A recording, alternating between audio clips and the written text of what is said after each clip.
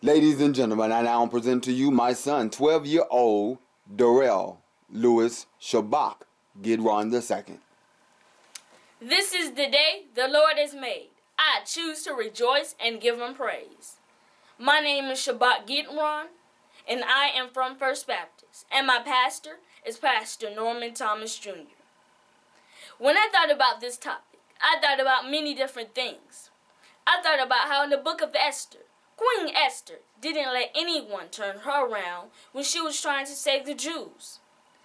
She had enough courage to go to the king and tell him how Haman wanted to kill all of the Jews.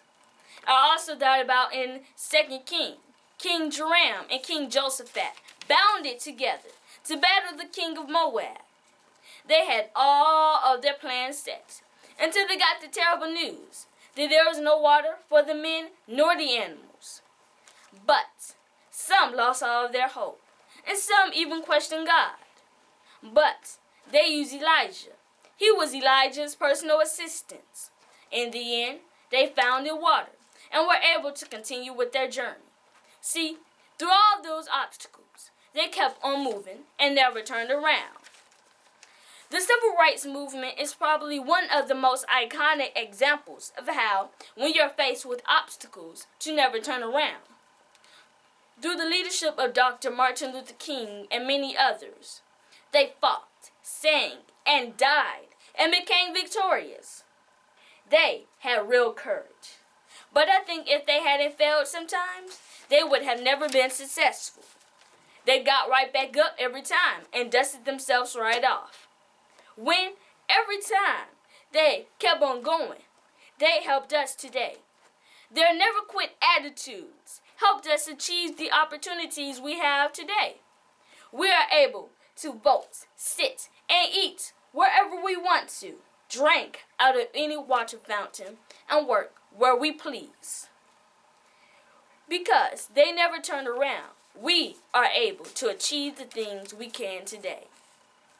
In a testimony of a young boy, the age of 14, he was diagnosed with a brain tumor, 5 aneurysms, and a stroke.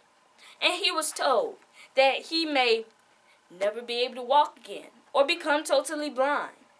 He was also told that it may be unlikely for him to have children or even to live. However, his faith in God and zest for life kept him moving. He kept on motivated and kept on moving and fighting. He later graduated from high school in the top percentage of his class. He later became an Eagle Scout and graduated from college. He received his master's in ministry and is a playwright and filmmaker. This teen grew up and became my father. Yes, my dad. Because he never gave up, I am encouraged to keep on going and keep on striving.